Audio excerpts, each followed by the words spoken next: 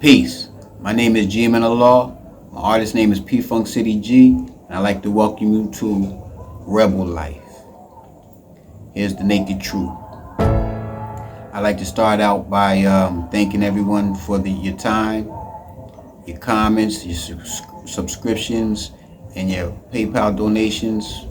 Appreciate it. The negative comments, the good comments, I appreciate it all. And at this time, before I get started, I want to give Angie Stone a rest in peace. May you rest in power, Empress. I got the opportunity to work with Angie Stone at Chung King's, and it was a great experience. I mean, she was super duper talented, focused, hardworking, and it's rare nowadays, especially, when I work with her, because I worked with her probably around 2000, 2001, somewhere around that time. But, it's rare to work with someone who can, create with musicians. Nowadays music is made by one person, usually with one hand, and they're playing, note by note, and piecing it together, and her productions are jam sessions. She works with drummers, the whole band, every element of music. She can communicate her ideas and get people to do what she needs to do. So she was more than just a songwriter and a great artist. She was a great producer as well. She's gonna be missed, and I hope her family can get what is owed to her. I know she made a video in December about her being, jerked by Universal and people she had watching her money, and and that's a big reason why I went to school. Doug Pell, as I've said before many times, he is my mentor. And he taught me about music game. When I was an intern in 1995, I was just coming home from prison. I hadn't been home. I probably was home a little over a year, struggling, couldn't find a job. Because my record and stuff. So I didn't stay in jobs too long. I get a job, and then once they do the background check, they calling me to human resources. Sorry, we heard about you, such and such. You seem like such a great guy. We gotta let you go. So once I got into the music game, I didn't have to worry about that. So I haven't had a job, a consistent job outside of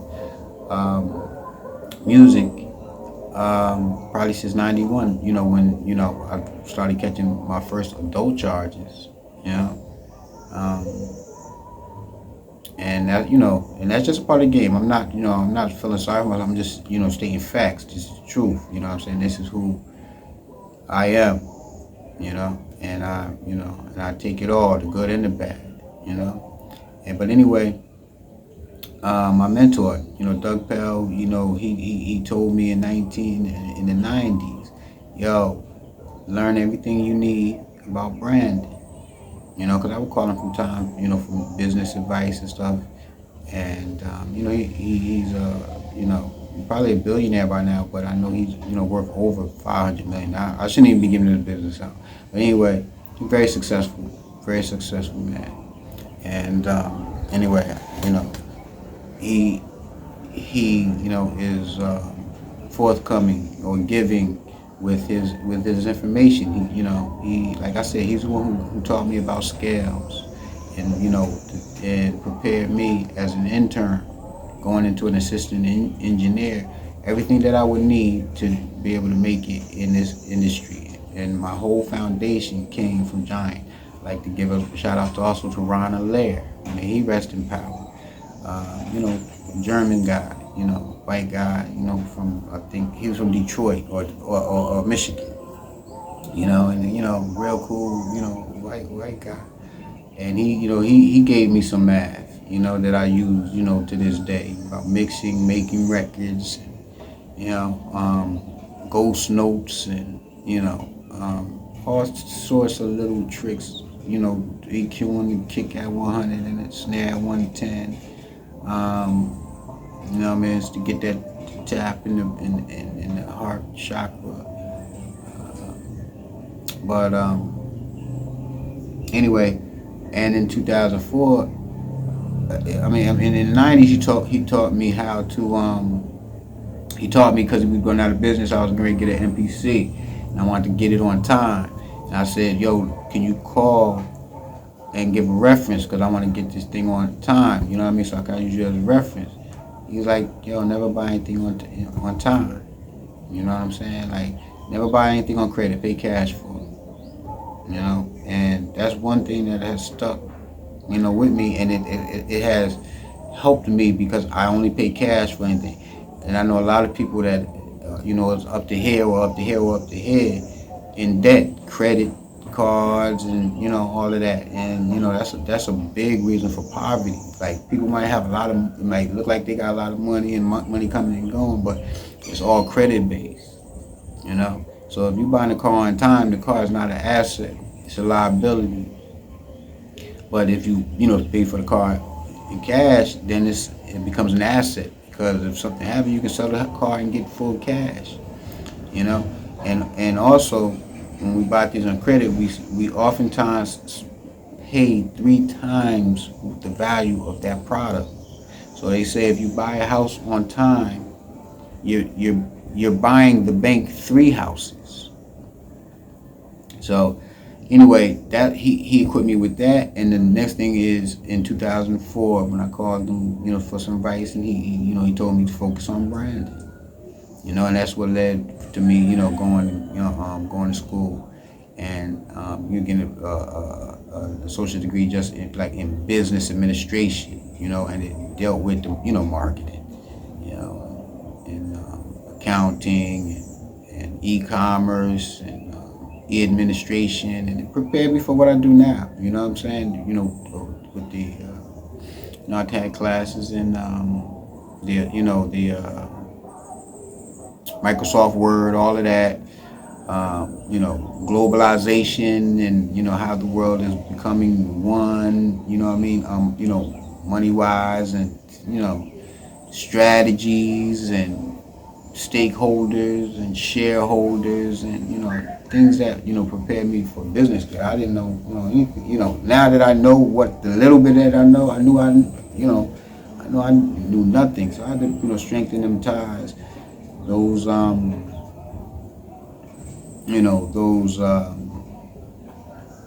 those qualities. So my main topic today is like how Jamaica became my healing place, because up until now it's like I've told the story about me working in music. I've always been a musician, but in 1995, 96, around that time, that's when I became an intern at Giant Recording Studios. Pell, gave me an opportunity. Told that story of what I had to go through to get that job. So now we're going to about 2007. 2007, I went to school for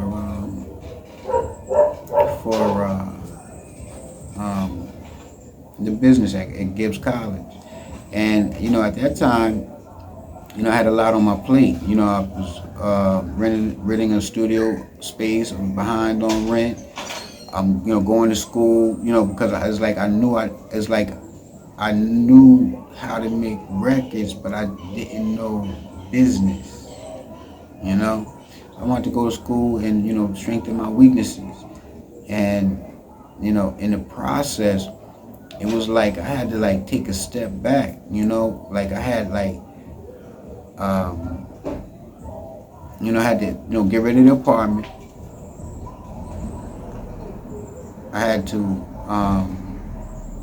actually I was about to get evicted. You know what I'm saying, for the place.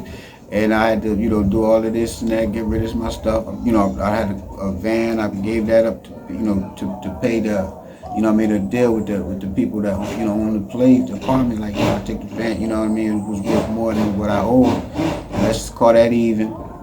I put all my equipment to, you know, because we was renting a studio that, you know, like had an apartment above, and so it was like, yo, you know, I was struggling, you know, and like I said, because everything I had was a liability, so I put everything in storage. Went to school, got my degree within like 2 years, but I think it was like 18 months, something like that. But anyway, put everything in storage, you know. And so once I, you know, got into school and started learning about, you know, finance and liabilities and assets and everything, I understood that. Like, wow, you know, I thought that, you know, me owning equipment, and I was, you know, watching 75 crates of records, and you know, until Cheese came home, and it was like, yo, this shit was killing me because I was, you know, like struggling on top of every month of being behind. Now I gotta, you know, pay rent.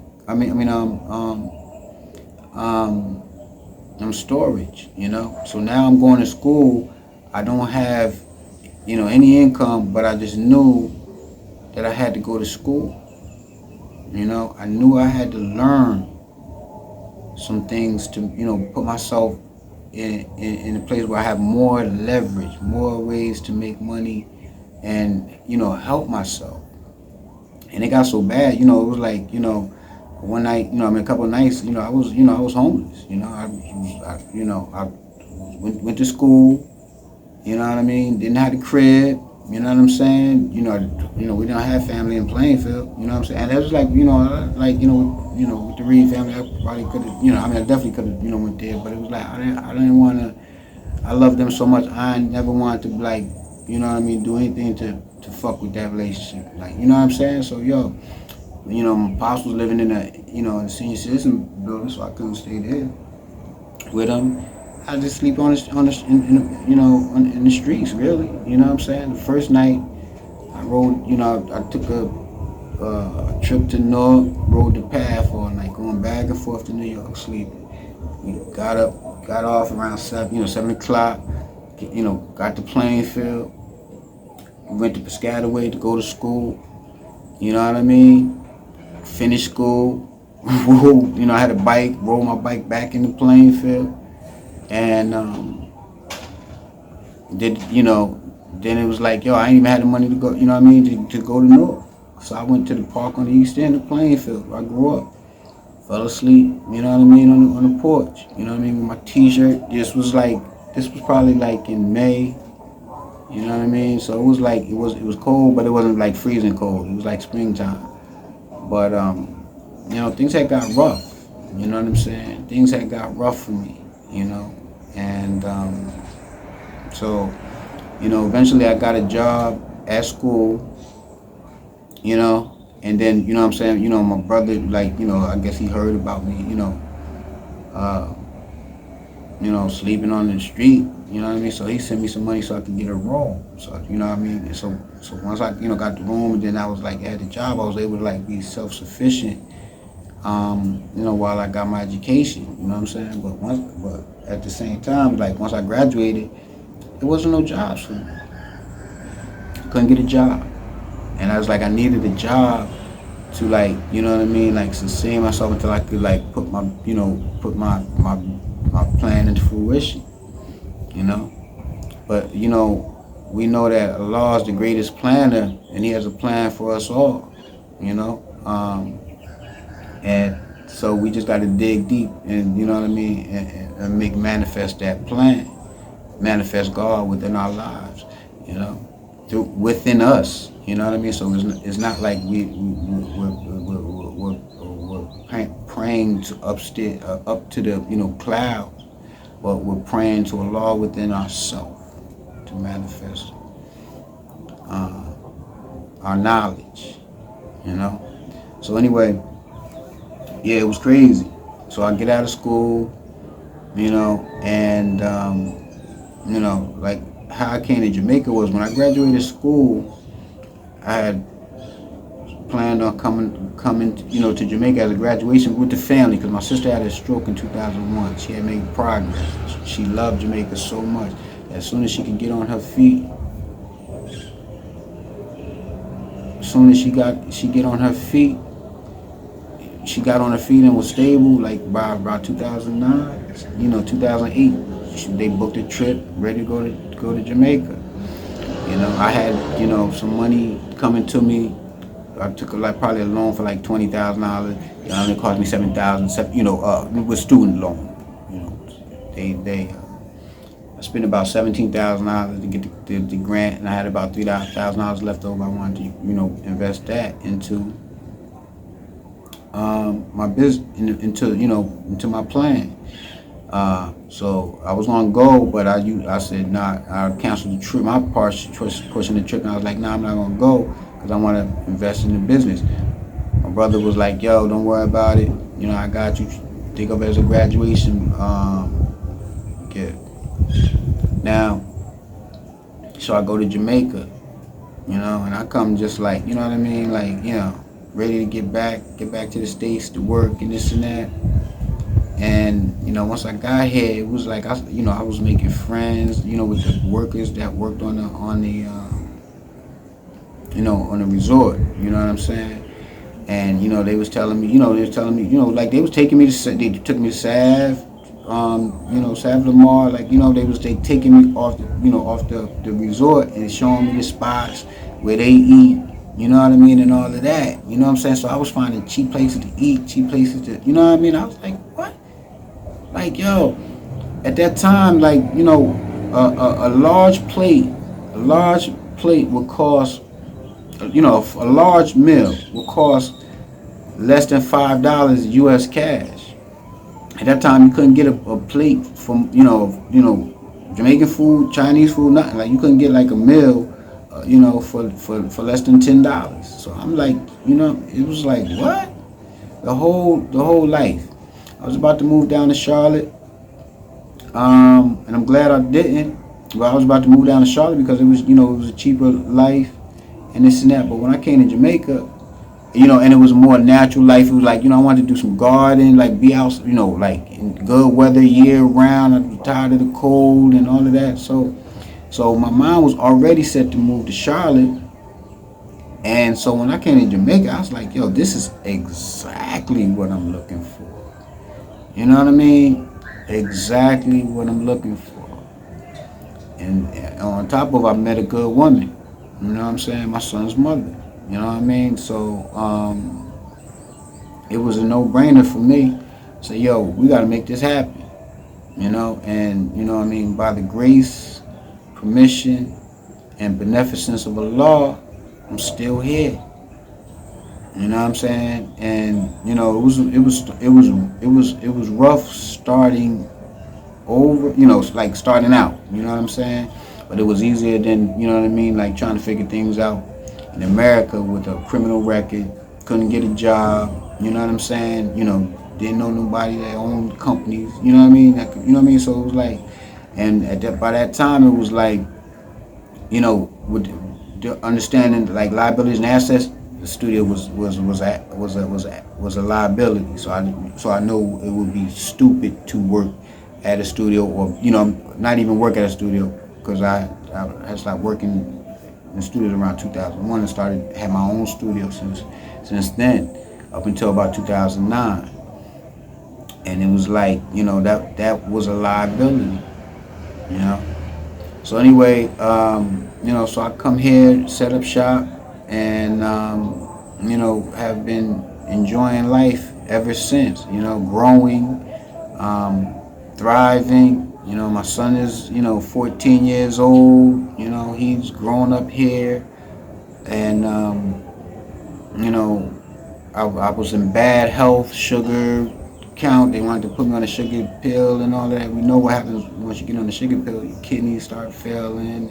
You got to go on dialysis, and it's just a horrible journey. So once I got here, I was able to eat home cooked meals, because everybody know in America, you working so much you don't have time to cook, so you eating out. You know what I mean? And so I've been like eating out, eating bad foods, like you know what I mean, like even though I wasn't eating pork and you know what I mean, eating rice, because when you eat out, you're not gonna get brown rice. You're gonna get like white rice, white bread, and all of the things that can kill us. So anyway, that's what happens. And that's what many people, Black Americans specifically, it's like it is no release. You know what I mean? Like there's nowhere that a Black American can go. You know what I mean? Like a lot of people, they come from foreign countries, they come to America, and then and it's like they go back home. Like, no, I don't ever want to go back there. Like you got to work. Like that's slave. I thought slavery was over. You got to work as a slave over there, and that's true. But they can go back to paradise. You know what I mean? And just like grow food, fishing. You know what I mean? Raise chickens, eggs. Perfect example. I was talking to my man from Brooklyn. He was telling me like a dozen of eggs is like $20. For a dozen of eggs. It's crazy because, my son's mother, she raises eggs. It's like $1,000 for a tray of eggs.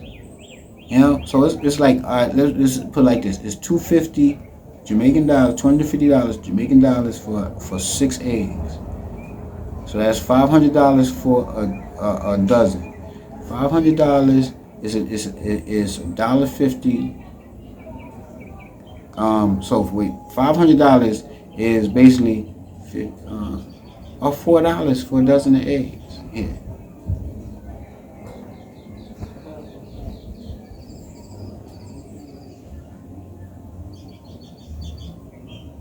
You know what I'm saying? Like the cost of living is way more reasonable, and so we know that over in the States there's like mental illness. A lot of people have like anxieties, bipolar, and different illnesses that comes from anxiety, like high blood pressure, diabetes, strokes. So that's how Jamaica saved my life, because it took all of that anxiety. If you've been homeless, like there's anxiety. There's a lot of financial anxiety. You're worrying about tomorrow, and then trying to figure out what you're gonna do next month, and trying to set yourself up, and where you're gonna sleep tonight, and where I'm gonna eat. It's stressful, and stress results in mental disorders. But one of the cures for anxiety that I've learned is practicing gratitude. When we're thankful, no matter how bad things are, as long as we have air, food, clothing, and shelter, we bless. And even if we don't have shelter, but we have food and clothing, we're blessed. Even if we don't have shelter, clothing, nor food, but we have air, we're blessed. Because all of those things can come, and they come and go. Like I said, at one point I was making $10,000 a day in the crack game. And I've made nothing, went to making nothing, and struggling, and like I said, I'm not feeling bad for myself. You know what I'm saying? I don't, or anything. In Islam, there's a thing called justice. It's our penalty and reward, and I dealt with all of those things, and cleaning karma, and etc. So it's a growth process, and so manifesting, right? Because in the 5% nation of Allah, the Supreme Mathematics talks about knowledge, wisdom, and understanding. Knowledge is to know, look, listen, and observe. Knowledge is to respect. Wisdom is the manifestation of knowledge, which manifest means to practice, to show and prove, to demonstrate the knowledge. So knowledge is not enough. We have to act on what we know. Practice it. And once we practice it, we can see it in our third mind, the benefits of it, which is understanding. So that's knowledge, wisdom, and understanding. Right? Those things right there can change our life and take us out of hell into paradise. And that's what the teachings of the Honorable Elijah Muhammad gave us. That's what hip-hop was based on. That's what hip-hop grew from. I'm just looking at my notes because I'm speaking without notes, but I don't want to make I want to make sure that I don't stray. But it's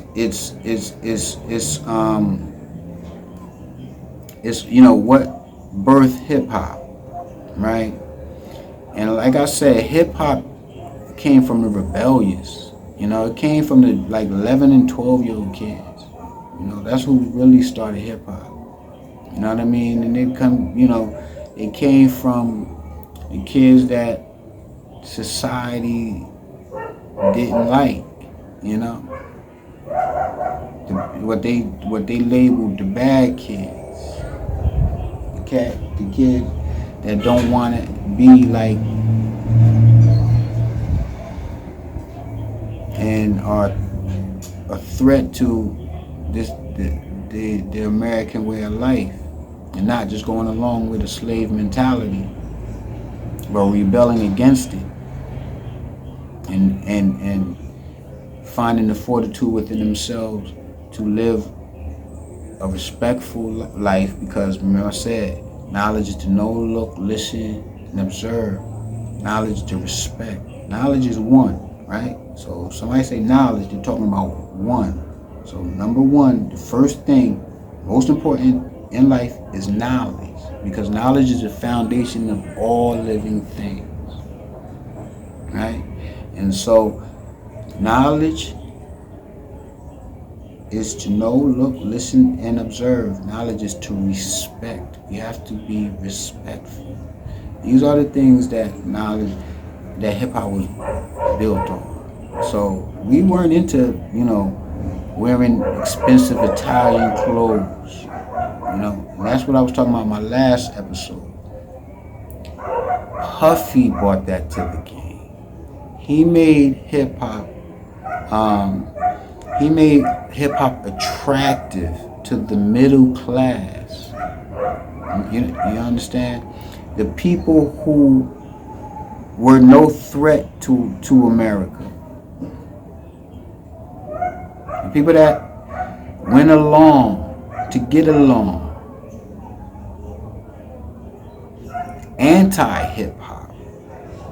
But where did Puffy learn the game from?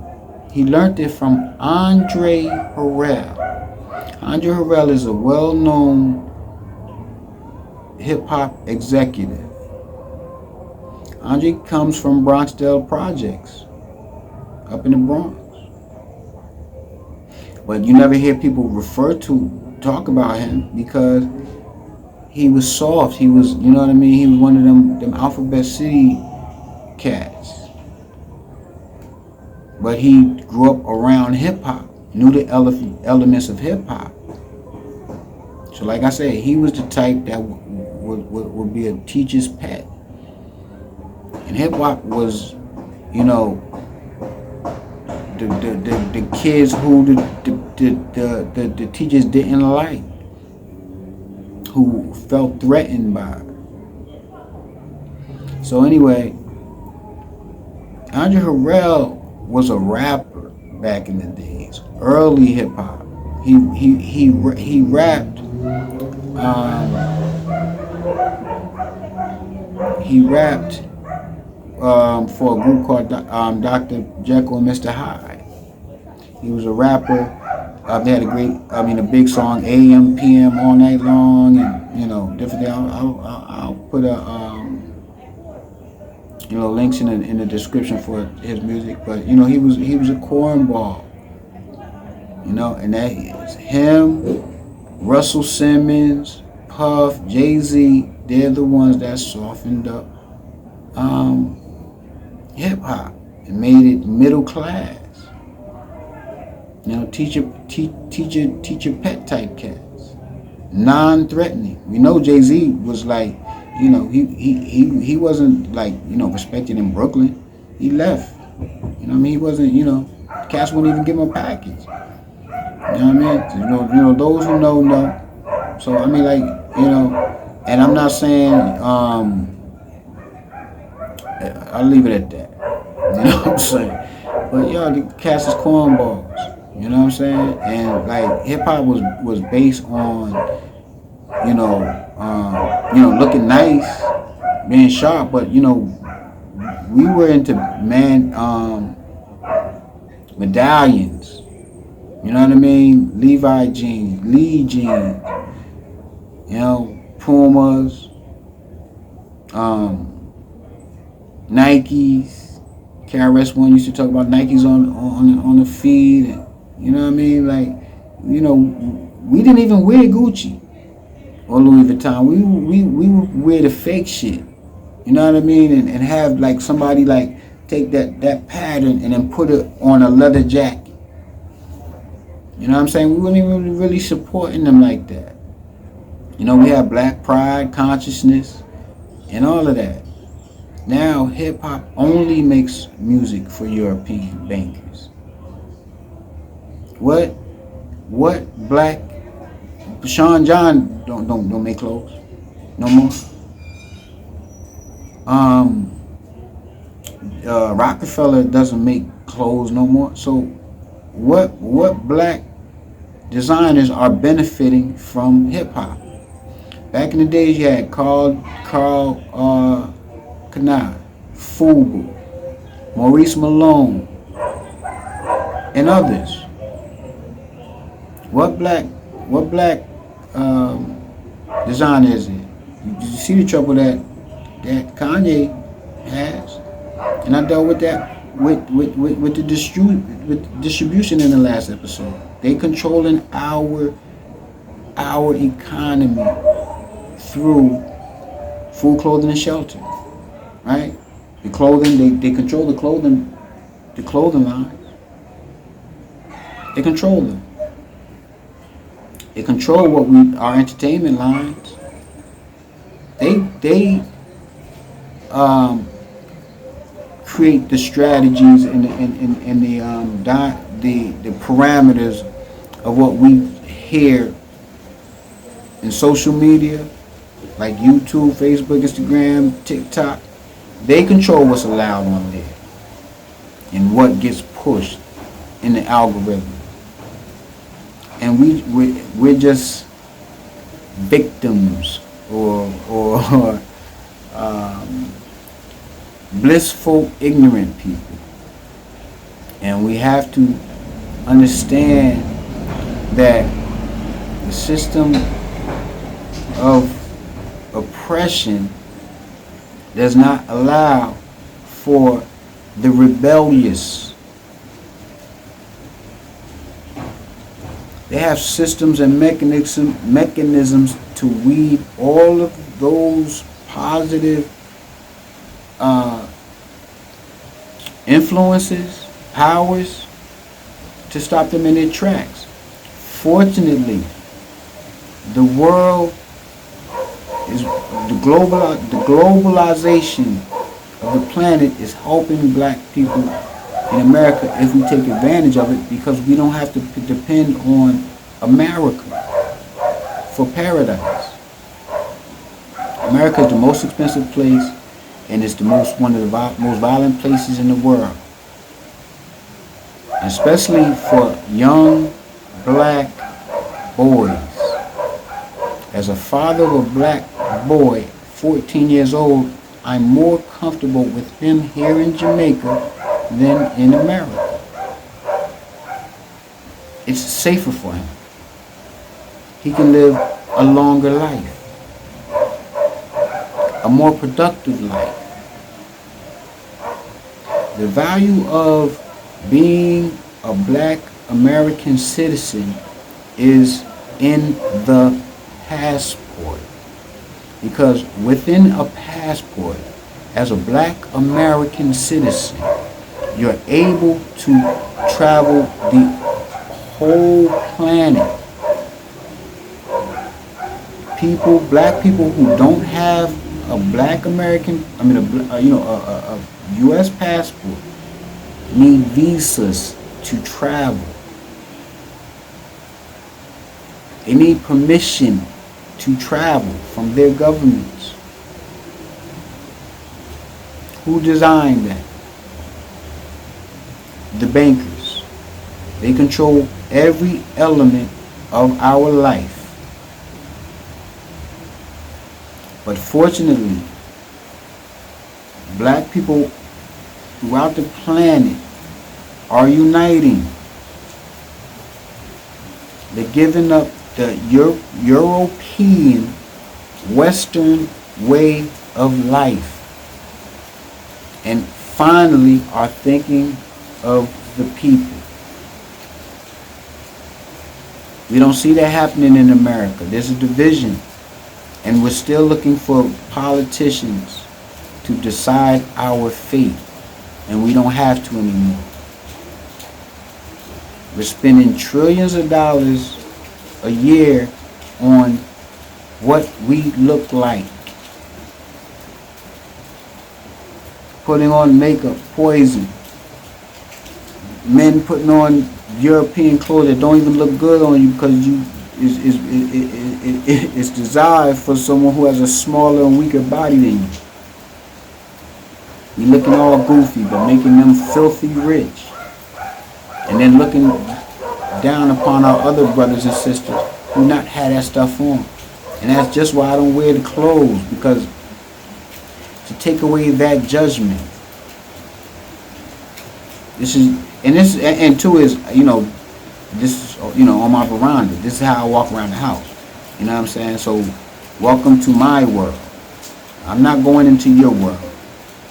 I'm welcoming you into my world. And my world is about unifying with black people and creating friendships and relationships throughout the human family worldwide. So we don't have to depend on appeasing Westerners. Matter of fact, the Westerners, the European are getting kicked out of Africa. Africa is the richest continent in the world. And it's not just because of the minerals. The greatest resource in Africa are the people. They just blew all of the theories of the Western civilization's view on energy by creating a car that runs on nothing. It sustains itself. It's self-sustaining. It doesn't go through on electricity nor gas where it has to be recharged or refueled. It's built on the energy that it provides within itself and recycles that. And that's why they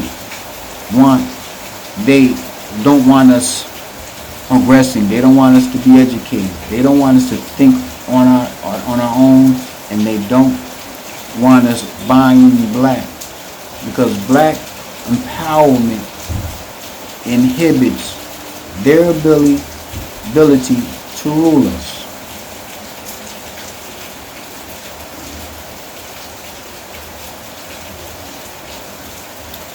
So I covered everything that I wanted to cover within the time that I wanted to cover it. As always, love, peace, and happiness. P Funk City G.